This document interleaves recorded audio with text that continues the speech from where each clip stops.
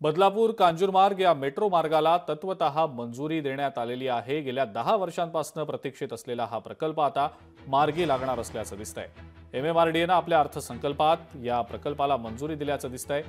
या मेट्रो प्रकल्पामुळे local railway सेवेवरचा ताण हा कमालीचा कमी होणार आहे।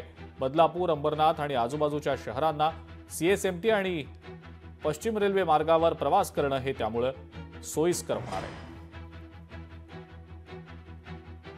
शिंदे साहेब यांनी बैठक घेतली आणि बैठकीमध्ये अर्थसंकल्पामध्ये बदलापूर ते कांजूरमार्ग या जवळजवळ 38 किलोमीटर संपूर्ण मेट्रोच्या मध्ये सर्वात लांबीची जास्त लांबीची जर मेट्रो असेल ती बदलापूरची असेल, त्याला मान्यता काल तत्वता दिली आणि तातडीने ती कामं सुरू करण्याचे आदेश सुद्धा दिले गेलेले आहेत।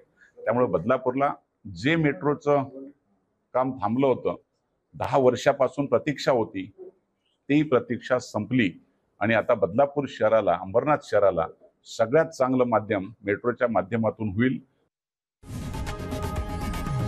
लोकशाही मराठी ऐका, पहा, जागरूक रहा।